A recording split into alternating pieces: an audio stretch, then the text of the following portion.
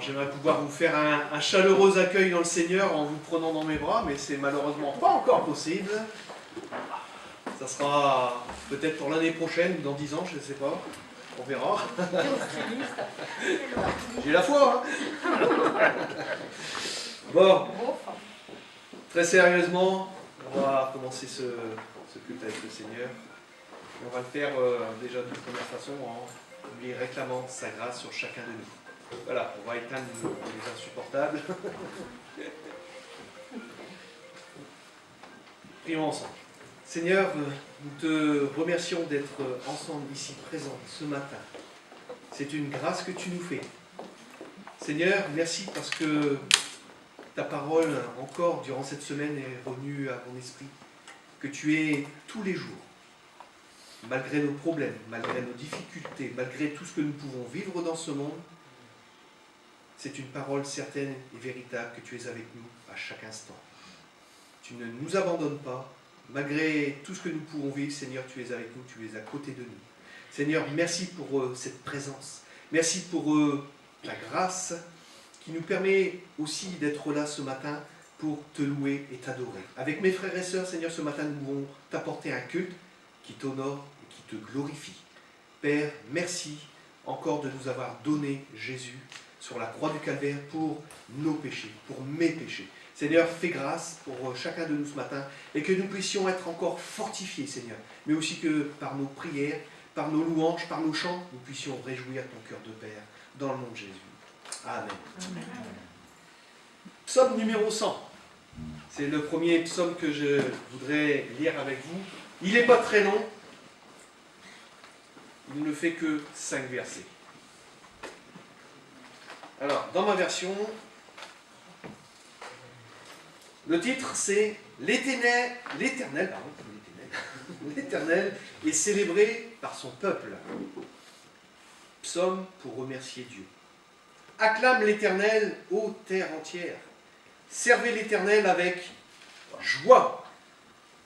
Entrez en sa présence avec des chants joyeux. Sachez que c'est lui seul, l'Éternel, qui est Dieu. C'est lui qui nous a fait. Nous lui appartenons et nous sommes son peuple, le troupeau de son pâturage. Entrez sous ses portées avec reconnaissance. Entrez dans ses parvis en chantant ses louanges. Rendez-lui votre hommage et louez-le pour ce qu'il est. Car l'Éternel est bon, car son amour durera toujours et sa fidélité s'étendra d'âge en âge. Et tout le monde dit Amen. Amen. Sa fidélité s'étendra d'âge en âge. Dieu ne change pas d'un iota.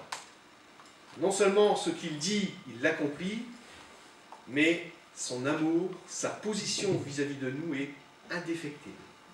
Elle ne change pas. On va chanter un premier chœur qui nous dit « Je sortirai de ses portes ». Non, j'entrerai dans ses portes. C'est mieux. Mais j'entrerai dans ses portes avec la joie dans le cœur. Alors, est-ce que vous avez vos cymbales? C'est bon? Allez, on y va. On se lève si vous voulez et on chante le Seigneur de tout notre cœur. Ah, formidable. Chanterai dans ses portes avec la joie dans mon cœur. Je viendrai louer le Seigneur. Je dirai voici le jour que l'Éternel a fait. Qu'il soit pour nous tous un sujet de joie. Un sujet de joie, un sujet de joie. Qu'il soit pour nous tous un sujet de joie. Un sujet de joie, un sujet de joie. Qu'il soit pour nous tous un sujet de joie. Chanterai dans ses portes avec la joie dans le cœur. Je viendrai louer le Seigneur. Je dirai voici le jour que l'Éternel a fait. Qu'il soit pour nous tous un sujet de joie. Un sujet de joie, un sujet de joie. Qu'il soit pour nous tous un sujet de joie. Un sujet de joie, un sujet de joie. Qu'il soit pour nous tous un sujet de joie.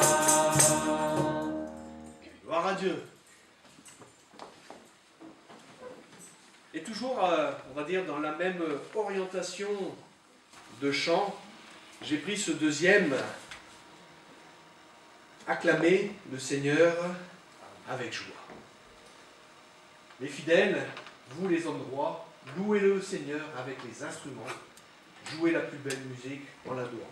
On sait bien que même dans notre musique, eh bien, il y a toujours quelques petites imperfections, mais ça ne sera rien vis-à-vis du cantique nouveau que nous chanterons en l'honneur de l'agneau quand nous serons auprès de lui, quand le Seigneur viendra chercher son Église. Amen. Un cantique qui sera sûrement merveilleux à chanter. Mais bon, ça sera pour plus tard. Là, ce matin, on va se réjouir dans le Seigneur, on va chanter avec joie, nous qui sommes fidèles et nous qui sommes des hommes droits. Oh là là, est-ce que nous sommes toujours droits? Qui n'a pas fauté cette semaine? Et pourtant. Mais bon, quand on faute, qu'est-ce qu'on fait? Eh bien, on revient au Seigneur, on dit Seigneur, pardonne-moi. J'ai encore eu du mal à me contenir dans ma réaction. J'ai encore eu du mal à me contenir, peut-être en parole. Seigneur, aide-moi. Délivre-moi peut-être de mon sale caractère, parce que j'en ai un. Ou délivre-moi de mes pensées, qui sont peut-être parfois négatives. Seigneur, sois mon soutien, sois aussi celui qui me transforme par ton Saint-Esprit. Amen.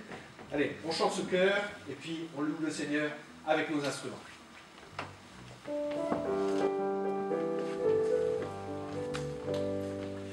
Acclamez le Seigneur avec joie, les fidèles, vous les hommes droits. Louez le Seigneur avec les instruments, jouez la plus belle musique en l'adorant. D'amour le Seigneur a créé le ciel, et par sa parole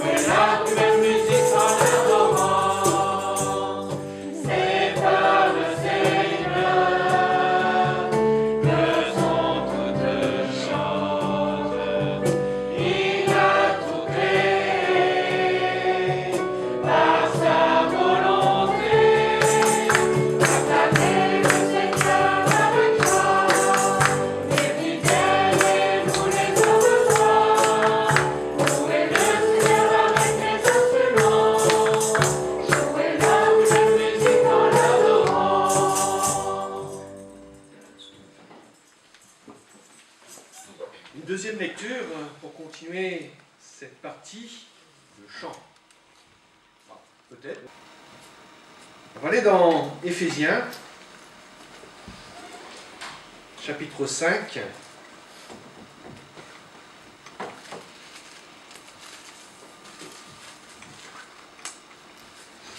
Voilà, chapitre 5, versets 19 et 20. Je le lis toujours dans ma version personnelle. Ainsi, vous vous encouragez mutuellement par le chant de psaumes, d'hymnes et de cantiques inspirés par l'Esprit. Vous louerez le Seigneur de tout votre cœur par vos chants et par vos psaumes. À tout moment et pour toute chose, vous remercierez Dieu le Père au nom de notre Seigneur Jésus-Christ. Alors j'ai pris ce texte tout simplement parce que on a quand même une corrélation assez forte entre le fait de chanter et d'encourager. Encouragez-vous mutuellement par le chant. Quand on écoute une chanson sur la radio ou autre, bon, peut-être la mélodie est belle, peut-être les paroles sont bien, mais est-ce qu'elle vous inspire par l'esprit à chanter cette chanson à votre frère pour l'encourager spirituellement? Je ne pense pas. Et là, c'est quand même différent, dans le sens où les chants que nous pouvons interpréter chaque dimanche, ou même quand nous sommes chez nous, eh bien, ce sont des chants qui, normalement, sont prévus pour non seulement se faire du bien, mais aussi faire du bien à tous ceux qui sont autour de nous, qui écoutent. Et ça peut, parfois, un chant réconforter. Parfois, un chant peut fortifier, réencourager quelqu'un qui a besoin de l'être. Et donc, au travers de ce que nous pouvons vivre ce matin, par les chants, eh bien, nous voulons nous encourager les uns les autres. Amen. Ainsi, vous vous encouragez mutuellement par le chant de psaumes, d'hymnes, de cantiques inspirés par l'Esprit. Vous louerez le Seigneur de tout votre cœur par vos chants. Non pas à moitié de nos cœurs, non pas 3/4, non pas 1/4, mais de tout votre cœur. Que tout ce qui est en moi bénisse son saint nom. Et c'est ce que le Seigneur veut, eh bien, que notre louange soit pleine et entière pour lui. Avec le Seigneur, on ne peut pas faire les choses à moitié. Il nous demande d'avoir un cœur plein et entier pour lui. Amen. Alors, on va chanter un autre chœur, mais celui-ci, eh bien, va nous parler aussi. C'est le chœur qui dit, donc le titre c'est Vase d'argile. Quand je suis venu au Seigneur, j'étais comme ce vase, j'étais brisé. Brisé, vide, sans espoir, parce que, comme je vous l'ai déjà dit plus d'une fois, j'étais sur la pensée de vouloir me suicider, mais le Seigneur a trouvé le chemin de mon cœur, à un moment bien précis. Il aurait pu le faire des années auparavant, mais peut-être que les choses auront été différentes. Peut-être que j'étais pas encore assez près au fond du trou pour pouvoir dire que maintenant je relève la tête et je lève les yeux. J'étais brisé, vide, sans espoir. Mais ta grâce, la grâce de Dieu m'a trouvé. Amen. On chante ce chant.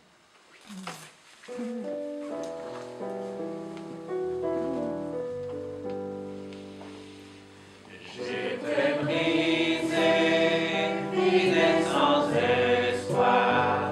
Ta grâce m'a trouvé, m'a restauré. Je n'ai rien à moi, mais tel que je suis, tu me libères, tu me libères. Grâce infinie de notre Dieu, il un jour m'a sauvé. J'allais de lieu au lieu quand tu m'as retrouvé. Et maintenant je vois l'amour, la grâce dans tes yeux, donnant ta vie pour moi, me ramenant de la mort à la vie.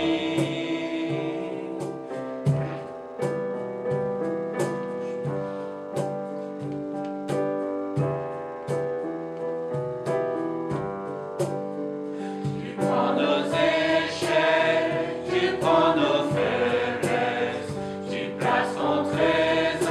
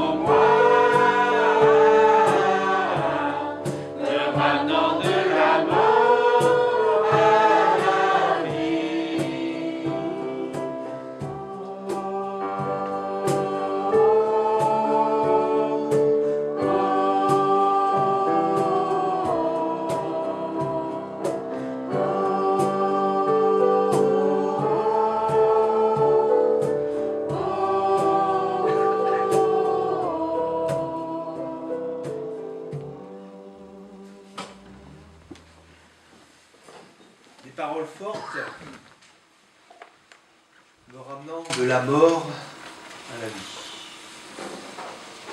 Et c'est vrai que quand on réalise qu'on est passé de la mort éternelle, de la mort spirituelle, à la vie éternelle et à la vie spirituelle, eh bien on ne peut que dire merci Seigneur. Merci Seigneur de nous avoir sauvés. Il n'a pas attendu que nous soyons parfaits pour venir nous chercher dans notre misère. Et je peux le confesser moi aussi, j'étais très loin de lui, très loin de lui. Je lisais une petite histoire cette semaine. Si on devait, ce matin, vous voyez, on arrête le projecteur, allez, on va tirer au sort, hein. Passer de A à Z la vie de quelqu'un ici présent sur ce vidéoprojecteur, tout ce qu'il a vécu, tout ce qu'il a fait, tout ce qu'il a pensé, même les choses qui sont cachées, hein. Je crois qu'on aurait honte. On se cacherait. Je crois même peut-être qu'on fuirait. Tellement parfois les choses sont sales, haïssables devant le Seigneur. Et pourtant, Dieu nous a aimés. Il a payé le prix pour que nous soyons des personnes dites aimables. Il a accepté d'aller jusqu'au bout. Et c'est un peu ce que nous vivons, chacun en particulier. Nous n'étions pas dignes, mais en Christ, Dieu nous a rendus dignes. Alors, du fait que ta position a changé, maintenant, viens adorer. Viens adorer le Seigneur. C'est le chant que j'ai pris pour continuer cette partie de chant. Viens adorer, peuple racheté. Tu as été racheté à un grand prix. Nous avons péché contre un Dieu infini, donc notre dette est infiniment grande. Et la seule personne qui puisse payer ce prix, c'était Jésus-Christ. Adorez Jésus, votre Rédempteur, il est précieux, on va vous gloire. On le chante.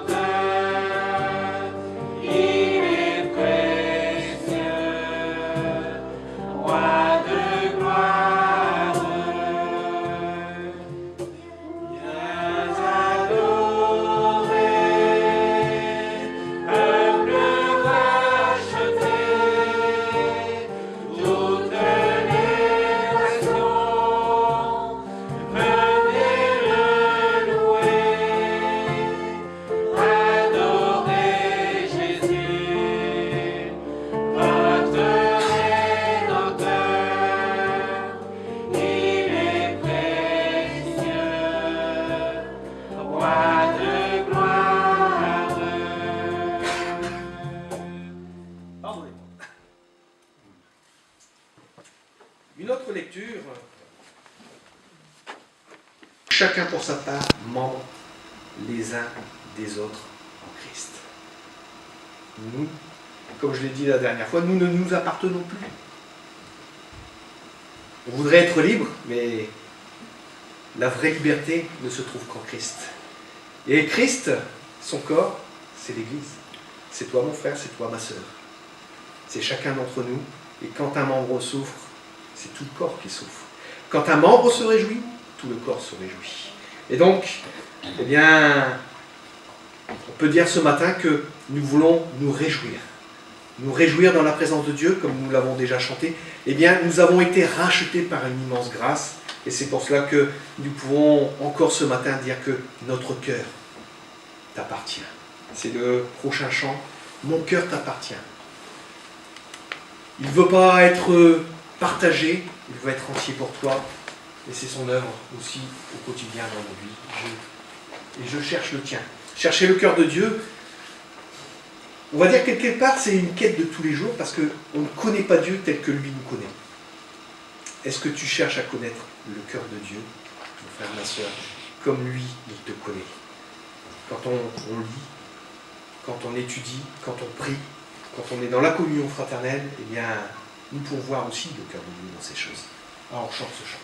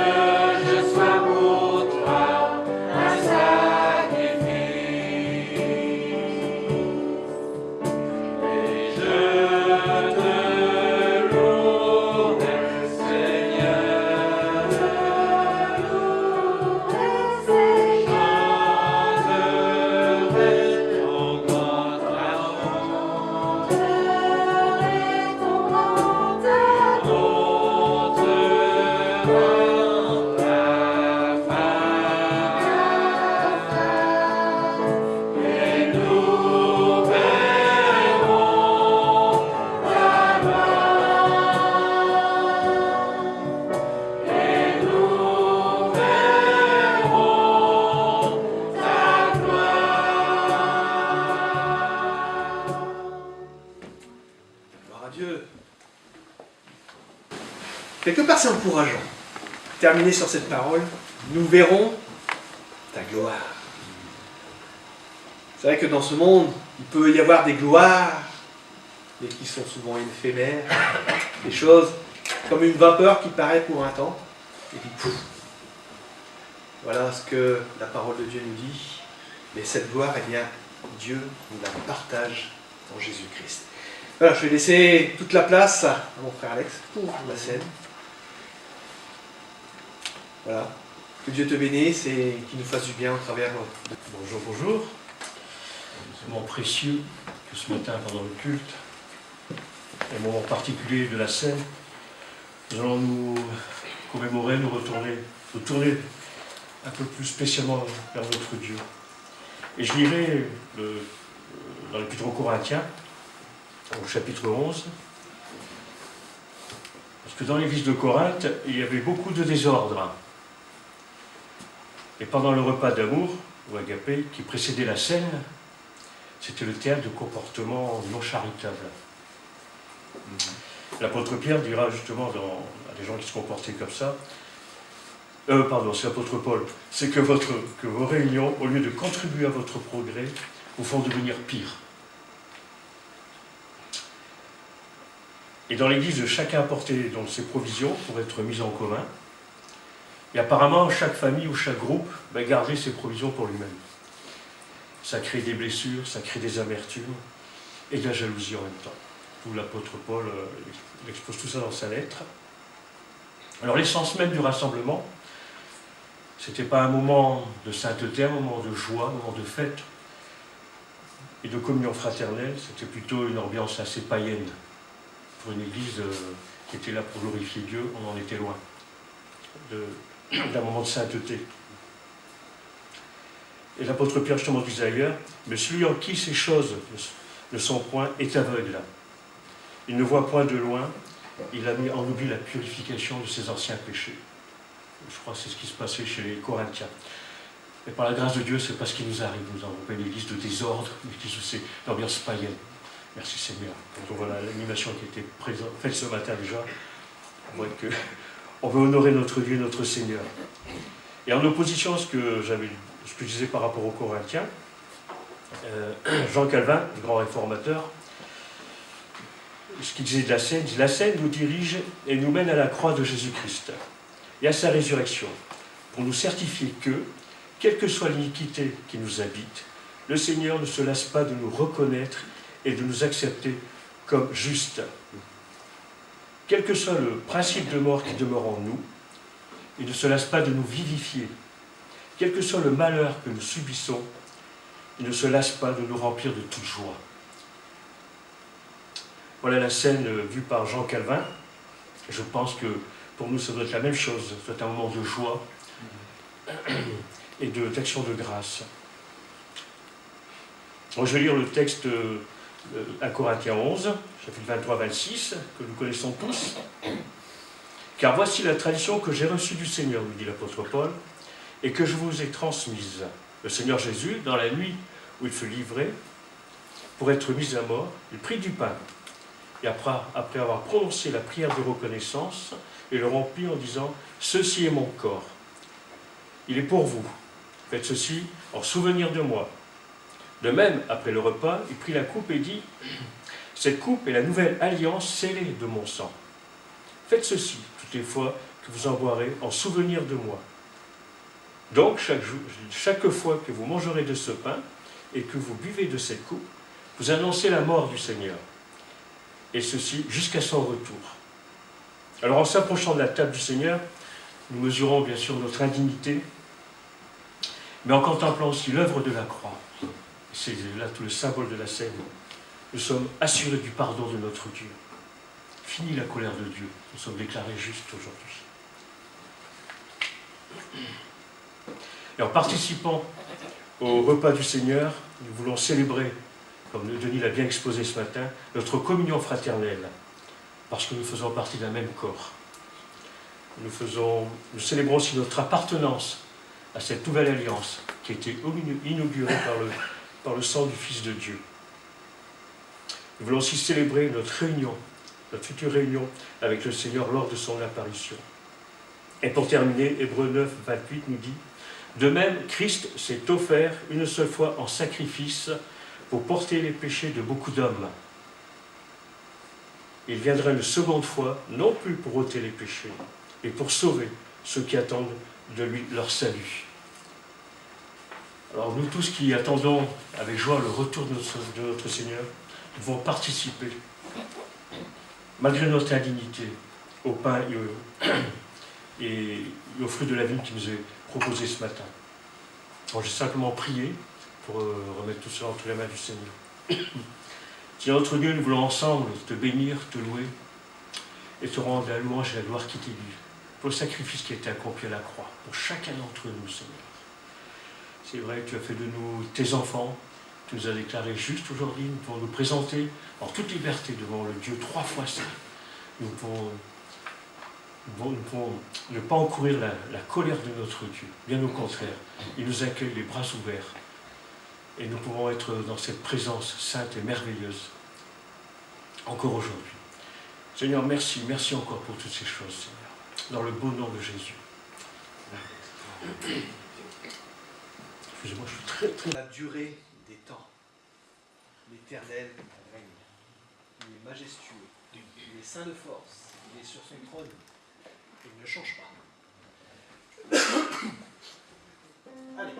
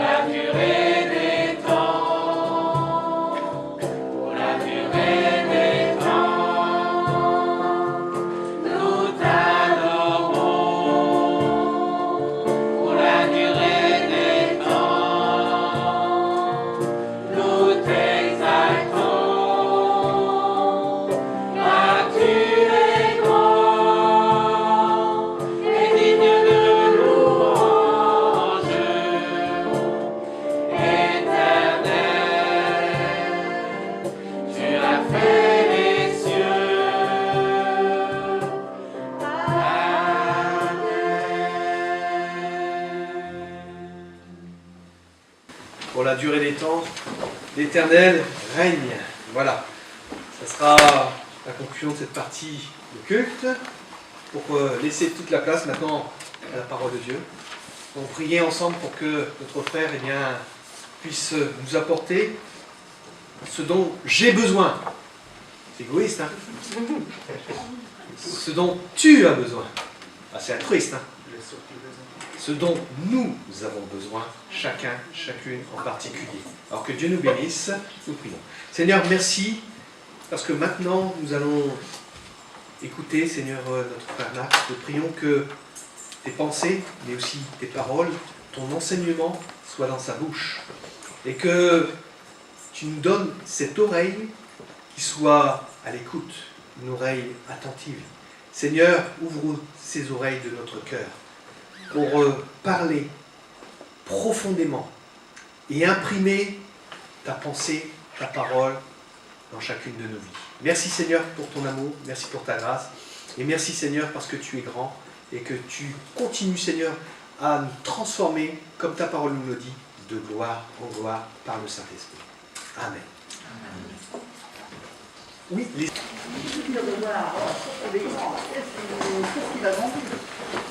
Est-ce que vous m'entendez? Est-ce que vous me recevez 5 sur 5? Voilà. Micro. Voilà, on va poursuivre. On a presque fini notre premier épître de Pierre. Et on aborde ce matin le dernier chapitre, le chapitre 5.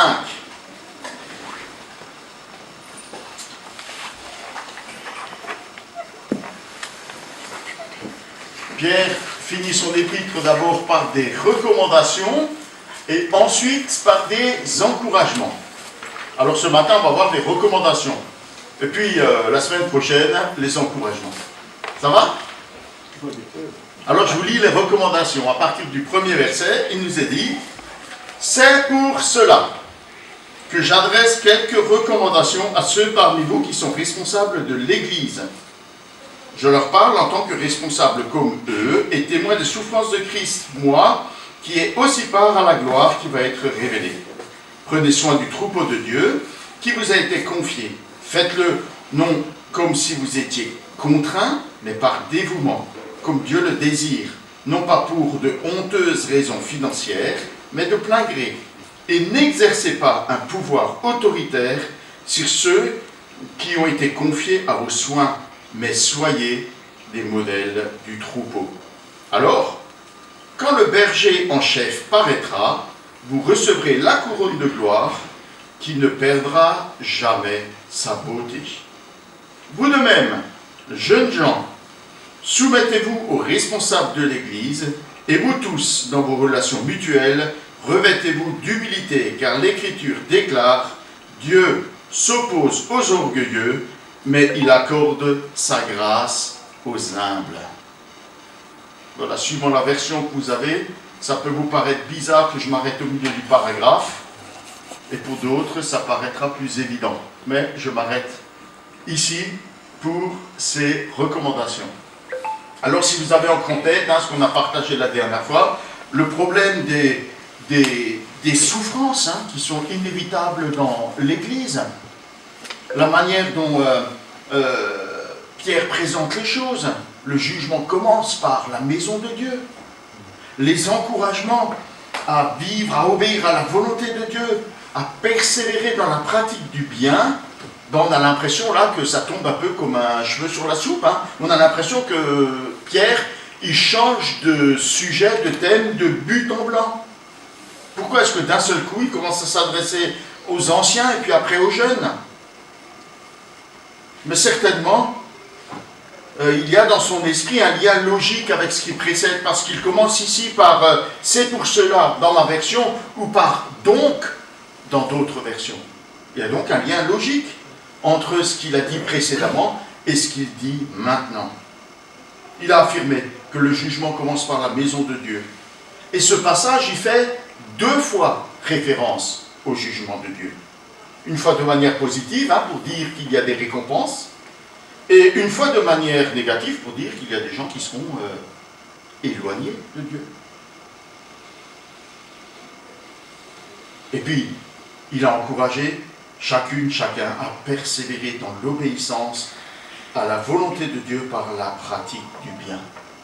Alors comment on peut pratiquer le bien et obéir à la volonté de Dieu dans la direction de l'Église, mais aussi dans les relations les uns avec les autres dans l'Église, en particulier entre les générations et entre ceux qui ont reçu autorité pour diriger l'Église, et puis le commun des frères et sœurs. Alors Pierre va donner ici 3 principes moraux à suivre dans l'Église en relation avec les anciens, qui sont ici appelés dans ma version les responsables. D'abord, je vous propose que dans l'Église, il n'y a pas d'organisation hiérarchique. C'est la première chose que dit implicitement Pierre ici. Deuxièmement, s'il y a des responsables dans l'Église, ils doivent répondre à certains critères moraux précis. Enfin, la relation entre les responsables et les membres de l'Église, la relation entre les générations, doit être fondée sur le respect et sur l'humilité. Co-anciens et témoins. L'absence de hiérarchie dans l'Église. Alors c'est assez étonnant la manière dont Pierre introduit ici ses exhortations, ses recommandations. Il pourrait s'appuyer sur son autorité d'apôtre. D'ailleurs, c'est comme ça qu'il se présente au début de l'épître. Il commence, il dit, ce sont les premières lignes, Pierre, apôtre de Jésus-Christ. Et pourtant, ici, pour introduire ses recommandations, il se présente comme un ancien. Alors, c'est ancien qui est utilisé ici. L'Écriture utilise toutes sortes de termes pour parler des responsables d'Église. La Bible du Semeur 2015, j'allais dire 2000, non, j'ai raté une mise à jour. La 2015 utilise le terme responsable, mais le grec utilise le mot ancien, comme ailleurs il est utilisé évêque et d'autres termes dans le Nouveau Testament. Alors ce terme est emprunté à l'organisation de la synagogue. Les anciens étaient les responsables de ce lieu de culte du judaïsme. Et l'Église naissante a pris pour modèle cette organisation. Les anciens veillaient à l'ensemble de la vie de la communauté de manière collégiale. Alors, Pierre n'avait sans doute pas de charge d'ancien dans une église locale. Rien ne nous le laisse penser. Visiblement, Pierre avait un ministère itinérant. Il circulait visiblement dans les églises. Il forge pour l'occasion et pour s'adresser à ses amis, ses frères et sœurs d'Asie mineure, il forge un nouveau mot. Co-ancien. Moi, co-ancien avec vous. C'est assez étonnant de trouver cette nécessité de co-ancien avec vous.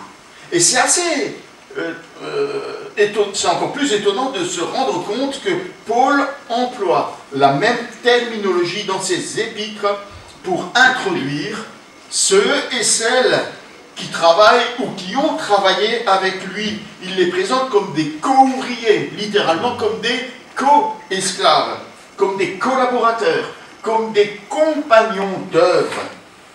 Partout, on retrouve ce préfixe co en français, en grec c'est son ou son, qui signifie avec, ensemble, co, ensemble.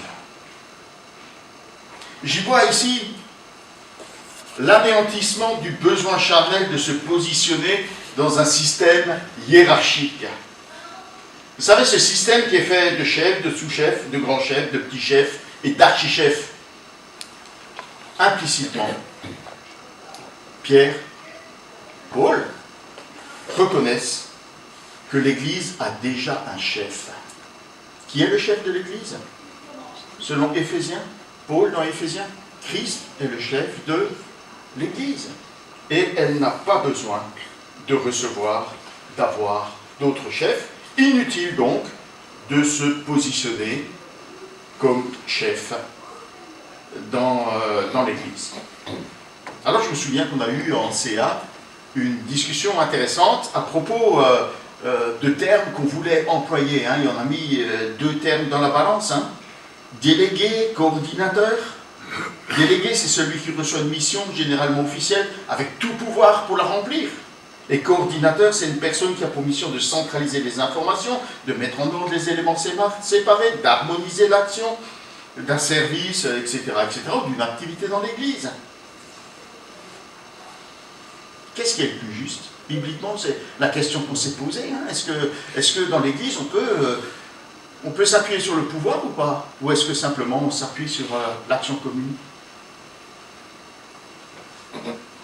C'est très intéressant, en poursuivant la lecture, de constater que pour revendiquer cette co-charge d'anciens, Pierre affirme être comme co-participant aux souffrances et co-participant à la gloire de Christ.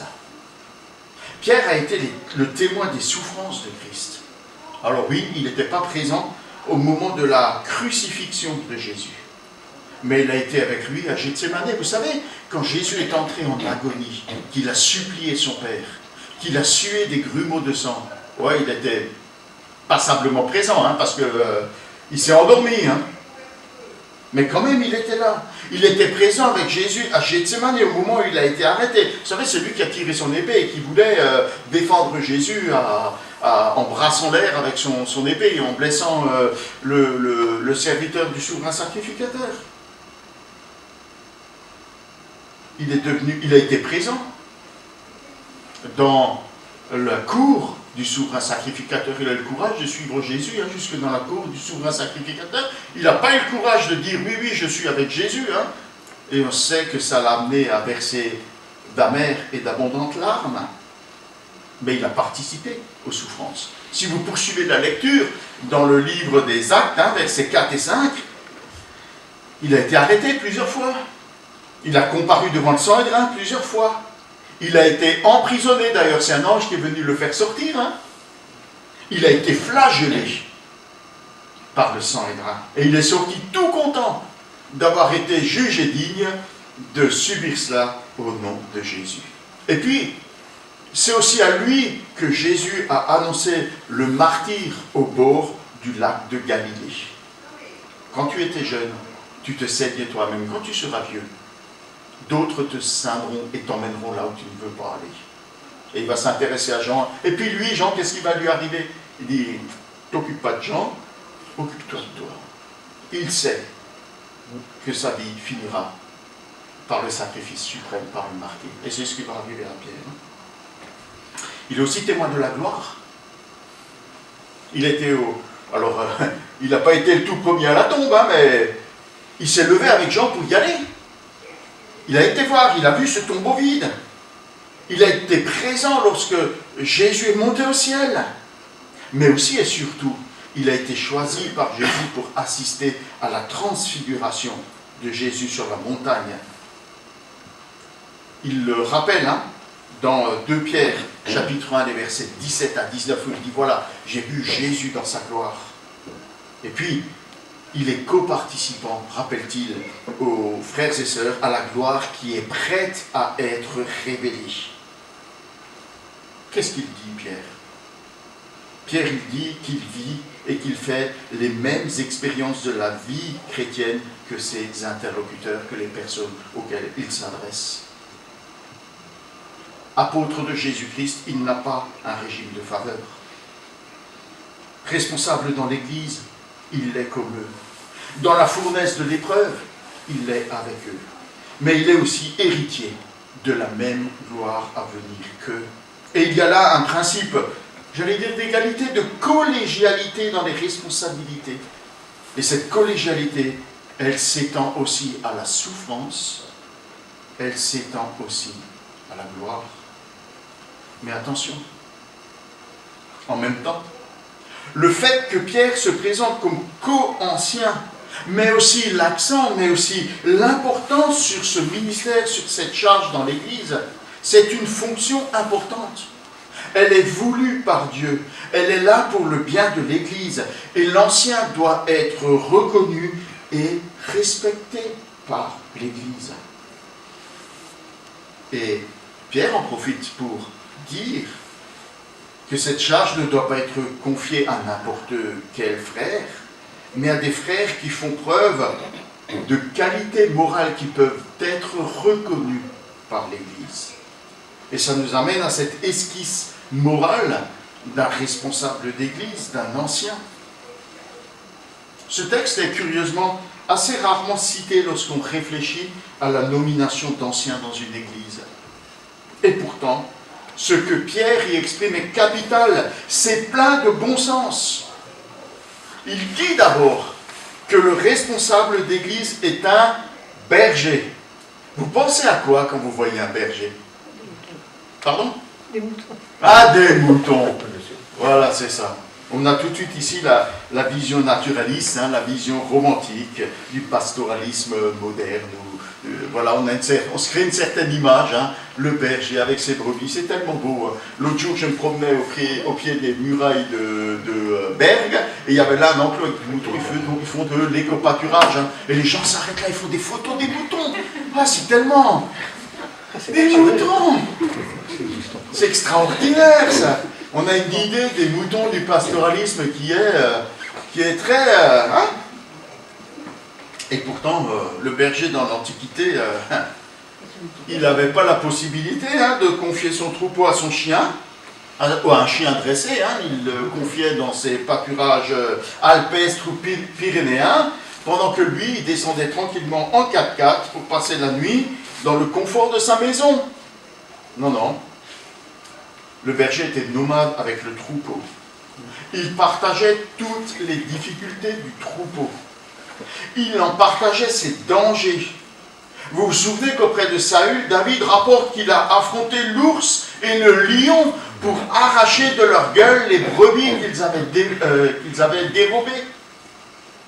Jésus évoque dans son récit le berger qui passe une partie de la nuit à retrouver une brebis perdue. Jacob évoque avec Laban la difficulté de son travail de berger avec le soleil qui lui brûlait les yeux. Pas si simple d'être berger. Pas si simple. D'ailleurs, la première qualité évoquée par Pierre, c'est la disponibilité. Le berger dans l'Antiquité, il était jour et nuit avec son troupeau disponible 24 heures sur 24.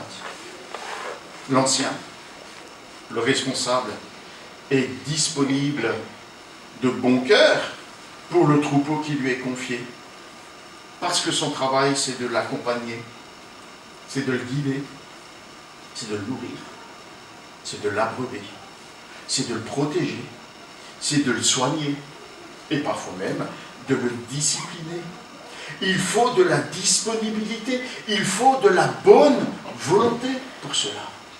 Non par contrainte, mais de bon cœur. Ce faisant, il ne doit pas lorgner sur la laine, et j'allais dire sur la viande des brebis, pas question de tuer une brebis le soir pour faire un gueuleton. Le responsable d'église n'est pas un businessman, c'est pas un homme d'affaires. Il ne doit pas chercher à tirer un profit financier ou matériel de son ministère. Il doit au contraire faire preuve d'abnégation, de désintéressement, de générosité. On a eu dans l'Église, dans l'histoire et même récente, beaucoup trop d'exemples de personnes qui entrent dans le ministère pour tondre les fidèles. Pas pour les servir, mais pour les tondre. Pour atteindre la réussite sociale, l'abondance financière et matérielle, ce qui donne à l'occasion, hélas, des scandales qui entachent l'image et la réputation de l'Église. Ce faisant, le responsable d'Église n'est pas non plus un dictateur.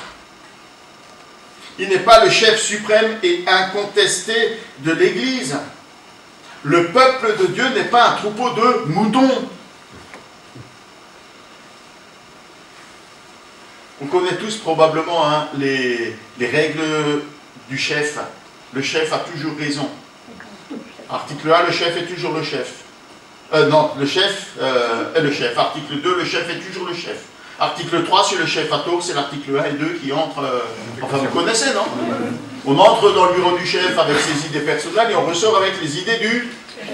Ah, c'est bien. J'espère que vous l'avez appris par cœur, hein. C'est tellement important. C'est la soif de pouvoir qui se manifeste parfois de manière très subtile et qui empoisonne la vie de l'Église. Qui est le chef ici? Le responsable d'Église, l'ancien, doit au contraire faire preuve d'un esprit de douceur, de patience, d'humilité, j'allais dire de renoncement, d'abnégation. Ces choses, vous savez, s'immiscent de manière très très subtile dans l'esprit du responsable d'Église, tant le côté des finances que le côté du pouvoir. Ça va vite fait de vouloir jouer son chef. Ça va vite fait de vouloir avoir un petit peu plus d'argent, de trafiquer un peu les frais ou je ne sais quoi, ou de revendiquer pour avoir plus, davantage, mieux.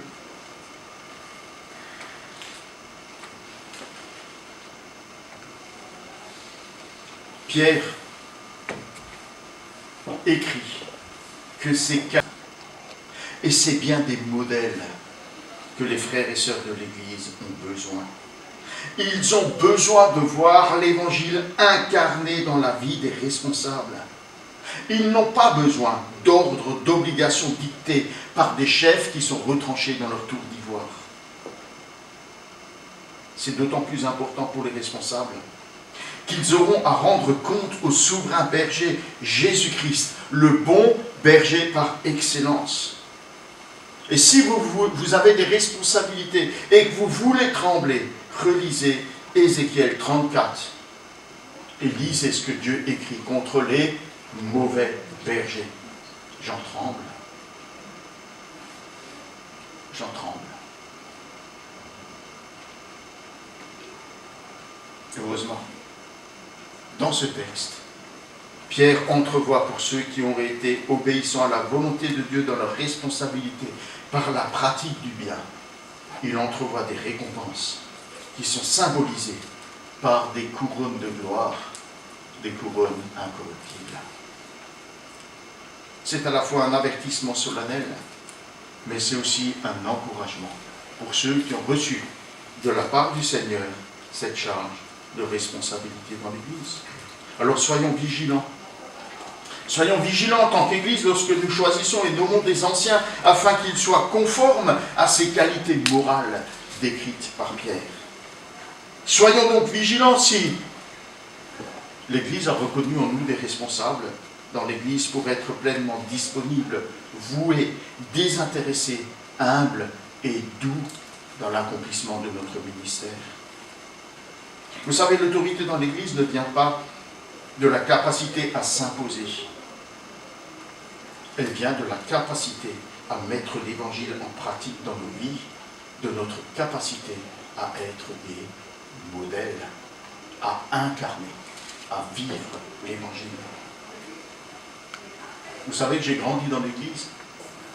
Mon père a été nommé ancien à l'âge de 35 ans, il est resté jusqu'à son décès. Enfant, je traînais ça comme un boulet. Oui, parce que non seulement je trouvais que l'Église nous empêchait de faire tout ce que les autres avaient le droit de faire, mais en plus, comme mon père était ancien, il était très strict et rigoureux avec nous. Il voulait absolument que sa famille soit un exemple, un modèle dans l'Église. Et j'aurais bien jeté tout ça par-dessus les moulins, comme on dit. Néanmoins, il y a une chose que je ne pouvais pas lui enlever et que je ne pouvais pas lui prendre. Sa vie était marquée par la droiture.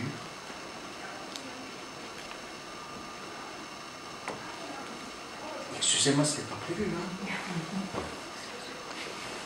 Par sa probité et par son intégrité. Il était vrai dans ce qu'il disait, il était vrai dans ce qu'il vivait. C'est beaucoup plus facile de se soumettre à ce genre de personne qu'à un despote, n'est-ce pas? C'est ce qui m'a empêché de tout envoyer promener. Et c'est ce qui lui a aussi permis d'être reconnu et respecté dans l'Église, entre autres, pendant toutes ces années. Alors j'étais ému parce qu'il est parti trop tôt, comme tous les papas. Respect et soumission mutuelle dans l'Église. Voilà ces anciens qui doivent être des modèles. Il faut les respecter. S'ils ne s'imposent pas comme des chefs, ce n'est pas une raison pour ne pas les respecter. Pierre semble déjà confronté au conflit de génération, conflit entre les jeunes et les vieux dans l'Église, comme on dit. Excusez-moi. Ce n'est pas une nouveauté de nos temps modernes. Déjà dans les écrits antiques, on disait que les jeunes sont des bons à rien, que notre société est perdue si on leur passe les rênes, que, enfin voilà, la même chose qu'on entend aujourd'hui, il n'y a rien de nouveau sous le soleil. Mais selon Pierre, pas besoin d'entretenir la rivalité ou de sombrer dans une guerre de tranchées, ni entre jeunes et vieux, pas plus qu'entre responsables et simples membres de l'Église. Alors il y a une ambiguïté là quand Pierre parle d'ancien. Parce que quand il écrit, l'ancien n'a pas encore le sens technique qu'on lui donne aujourd'hui de responsable d'église. Ancien, ça peut être simplement des personnes qui peuvent avoir un certain âge. Alors, probablement à cette époque-là, comme c'est souvent le cas encore aujourd'hui, les anciens étaient parmi les personnes les plus âgées, les plus expérimentées dans l'église. Ça paraît raisonnable. Alors on ne va pas reprendre ici tous les préjugés des deux camps, entre les jeunes et les vieux, entre ceux qui sont responsables et ceux qui ne le sont pas. On chante parfois ce chant, qui est pris de la Bible, « Jeunes et vieux se réjouiront ensemble ». Ce n'est pas toujours le cas dans l'Église. Mais le contraire n'est pas forcément vrai non plus. Il existe des églises où les relations sont harmonieuses entre les générations, où les jeunes sont présents, ils ont leur place, on pourrait vous en raconter un morceau, j'aime lire plus que moi. Il y a eu un groupe à Orange là qui était absolument étonnant. Enfin bref. Pierre dit, les jeunes doivent apprendre à se soumettre à l'autorité des anciens. Les responsables de l'Église ne sont pas obligés d'acquiescer à toutes les idées nouvelles des jeunes. Les anciens, il faut le reconnaître, ont pour eux la connaissance de la parole et l'expérience de la vie, y compris dans le domaine de la foi. Et pourtant, les jeunes ont de leur côté besoin d'un espace de liberté pour s'exprimer et vivre leur foi avec l'énergie et l'enthousiasme de leur âge, mais aussi en rapport avec ce qui a cours dans leur génération, dans leur culture. Ils ont besoin d'être considérés dans leurs besoins propres et dans les actions qui sont, comme je le disais, en relation avec leur génération. Je me souviens, quand j'ai été formé à Orange avec Daniel Mathioli, il y a deux jeunes, là, ils étaient très dynamiques dans cette église, et il y a deux jeunes qui sont venus voir le responsable d'église qui ont dit, bon voilà, on veut démarrer un congrès pour les jeunes, ça s'appellera Made in France. On va avoir des concerts, on va avoir des ateliers, on va avoir des sports extrêmes, on va avoir des... Vous savez ce qu'ils ont fait, les responsables de l'église? Ils se sont arrachés les cheveux, ils ont dit, faites pas ça, vous allez vous casser la gueule. La figure. Vous allez vous ramasser lamentablement. C'était trop pour l'église. Elle n'était pas capable de soutenir un tel projet. Alors ils se sont adressés à tout plein d'églises, ils ont monté un projet national. Ils sont allés voir les pasteurs à tous les azimuts, etc. Et le projet a vu le jour.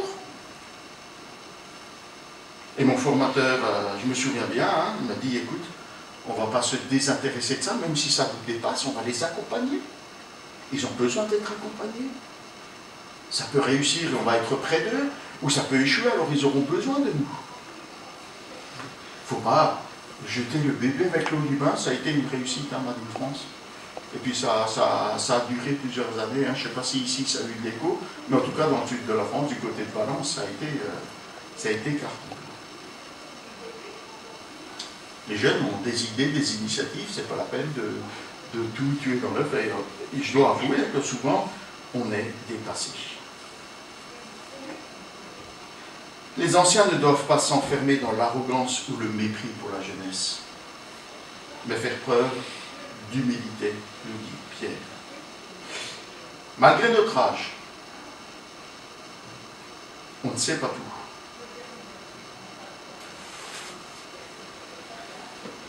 Notre connaissance et notre expérience. Alors, on ne sait pas tout, excusez-moi, j'ai pris ma phrase à l'envers. On ne sait pas tout, malgré notre âge, malgré notre connaissance, malgré notre expérience. Et Dieu nous utilise tous dans l'Église, jeunes et vieux, que ce soit par notre connaissance et notre compétence, ou que ce soit par notre enthousiasme et notre vivacité, il nous utilise tous pour sa gloire. Ce qui nous guette, jeunes comme vieux. Et là, Pierre nous rassemble tous sous le même danger. Ce qui nous guette tous, c'est l'orgueil. L'orgueil de croire qu'on sait mieux, l'orgueil de croire qu'on sait faire mieux, l'orgueil de croire qu'on est mieux.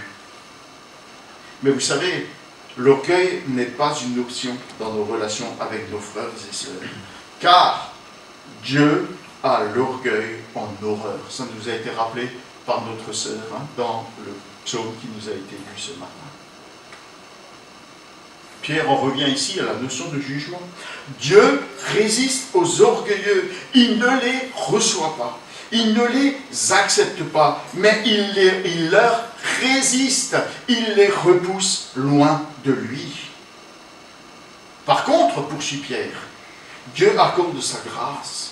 Il accorde sa bénédiction. Il accorde son affection à celui, à celle qui, à l'image de Jésus-Christ, accepte de se dépouiller, accepte de s'humilier, accepte de considérer l'autre et ses intérêts comme supérieurs à sa propre personne et à ses propres besoins.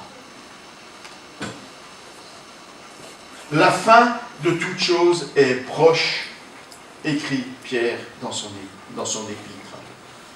Pratiquons le bien en obéissant à la volonté de Dieu dans l'Église.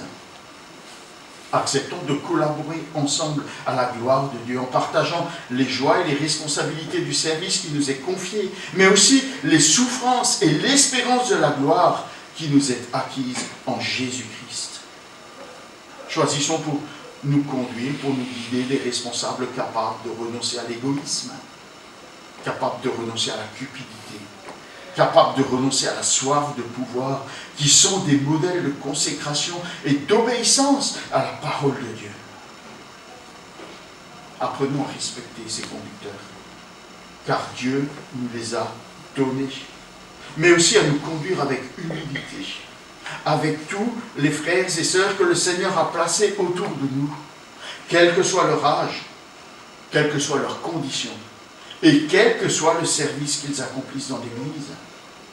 Refusons, avec la dernière énergie, toute posture d'orgueil, mais au contraire, aimons-nous intensément les uns les autres et ayons les autres en haute considération. Le retour de Jésus est proche. S'il éloignera de lui pour toujours les orgueilleux et les rebelles, il récompensera par une gloire incorruptible ceux et celles qui, avec humilité, auront fait le choix de lui obéir par la foi. Alors que le Seigneur, dans sa grâce, nous renouvelle dans notre disposition à bien faire, à faire le bien, et qu'il nous renouvelle dans notre persévérance à son service. Que le Seigneur nous encourage par ses recommandations et qu'il nous aide à les mettre en pratique. Amen.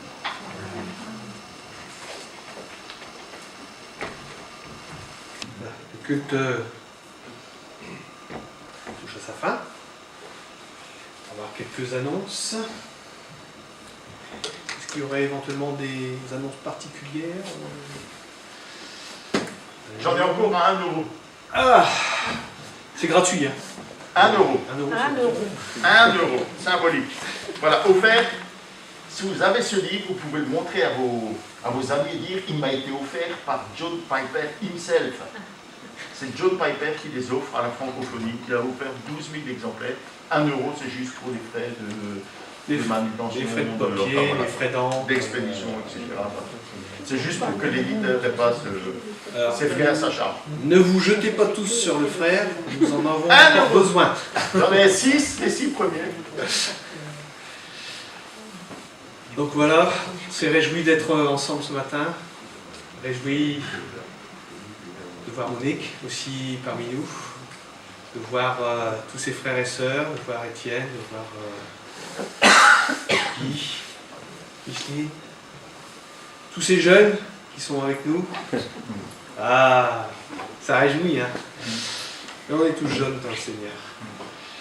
Voilà, on va avoir cette semaine, bon, c'est pas très étoffé puisqu'on est toujours un peu étriqué dans le confinement, mais bon. Heureusement qu'il y a Zoom pour nos réunions de prière et nos réunions d'études bibliques. Donc vous êtes tous les bienvenus. Je pense que vous recevez quotidiennement, de façon hebdomadaire, plutôt. Merci. Au moins il y en a qui suivent, hein, franchement.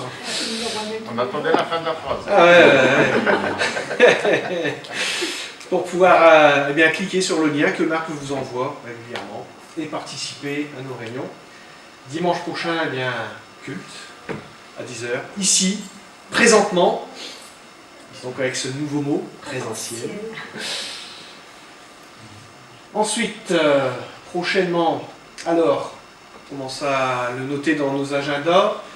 On aura donc ce culte particulier en visioconférence. Donc notre frère Alex, qui a été désigné d'office, merci le frère, pour la partie technique. Donc tout ça se fera ensemble et en espérant que tout se passera bien. Oui, Marc. Alors le culte en visioconférence commence à 10h45. Oh, vous aurez le temps de chanter alors. Alors on s'est dit c'est quand même bien qu'on se réunisse à 10h pour avoir le temps de chanter, peut-être de partager la scène. Je ne sais pas si la scène est prévue dans le culte. Je vais me renseigner, mais ce serait peut-être bien qu'on ait un temps peut-être de louange, peut-être de célébration de la scène. Voilà. Donc je ne vais pas aller plus loin dans l'explication puisque nous ne serons malheureusement pas là. Nous serons envolés du côté des Lozériens. Donc voilà. Ensuite, le culte suivant, ça sera un culte particulier, donc avec nos frères et sœurs, donc Jonathan et Mathilde et bien sûr tous les enfants. Et la présence de M. Luther pour ce culte un peu particulier où je pense que le frère partagera les choses concernant la cime et ensuite bien, on entendra bien tout dérouler et puis le projet qu'ils ont eu à cœur depuis maintenant un peu plus d'1 an puisque il y a une bébête là qui les a empêchés de partir. Mais là ça y est, les cartons sont faits, ils ont leur billet, bon ils ne sont pas encore partis. Mais nous voulons avoir la foi qu'ils vont s'envoler, et c'est le 8 juillet. Voilà. Continuons de prier pour eux, les soutenir dans la prière, et de façon différente, même dans la partie financière pour ceux qui le peuvent. Voilà. Donc toutes les infos, bien sûr, j'essaie de les mettre au maximum sur le site et tout ça. Donc voilà. Et comme d'habitude, nous allons terminer par un chant. Non. Eh bien non. Aujourd'hui, j'ai décidé de faire différemment. C'est pas que je voulais vous embêter, hein, loin de là, mais nous allons terminer pour cette fois-ci par un psaume. La lecture d'un psaume. Le psaume 119. Ah, très bien. C'est marrant. Bien, Denis. Au revoir, Denis. Je suis dur, hein. Non. C'est le 118. J'ai pris celui qui était juste avant parce que je voulais pas vous perdre en cours de route quand même. Ça est bon, t'as le 119, c'est bon. Alors, le 118.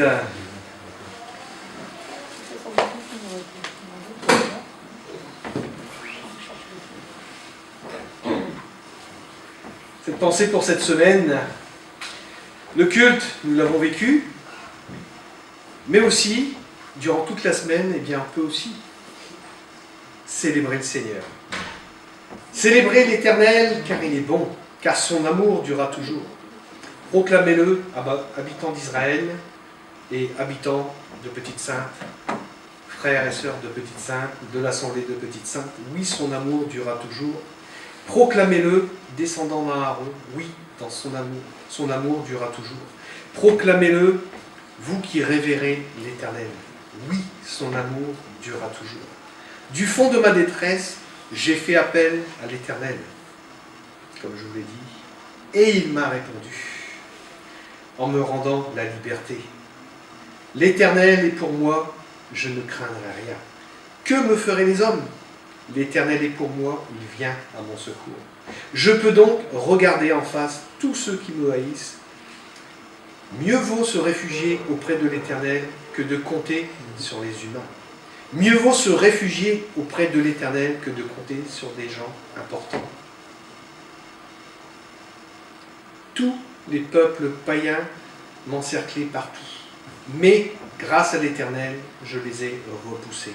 Ils m'enserraient de plus en plus, mais grâce à l'Éternel, je les ai repoussés. Ils m'avaient encerclé comme un essaim d'abeilles, mais ils se sont éteints comme un feu de broussailles. Oui, grâce à l'Éternel, je les ai repoussés. On m'avait bousculé pour me faire tomber, mais l'Éternel m'a secouru. L'Éternel est ma force, il est le sujet de mes chants, il m'a sauvé. Des cris de joie éclatent, des cris de délivrance dans les tentes des justes. Car l'Éternel, par sa puissance, fait des exploits. Car l'Éternel, par sa puissance, remporte la victoire. Car l'Éternel, par sa puissance, fait des exploits. Non, je ne mourrai pas, je resterai en vie pour publier bien haut ce que fait l'Éternel. L'Éternel m'a châtié avec sévérité, mais sans me livrer à la mort. Ouvre-moi donc les portes du salut pour que je puisse entrer et louer l'Éternel. C'est ici qu'est la porte qui mène à l'Éternel. Les justes passeront par elle. Je viens pour te louer, car tu m'as exaucé. C'est toi qui m'as sauvé. La pierre rejetée par ceux qui bâtissaient est devenue la principale de l'angle. La pierre d'angle. C'est bien de l'Éternel que cela est venu. C'est bien un prodige à nos yeux. C'est ici la journée que l'Éternel a faite. Vivons dans la joie, exaltons d'allégresse. De grâce, ô Éternel, accorde le salut. De grâce, ô Éternel, accorde le bonheur. Oui, béni soit celui qui vient au nom de l'Éternel. Nous vous bénissons tous de la maison de l'Éternel.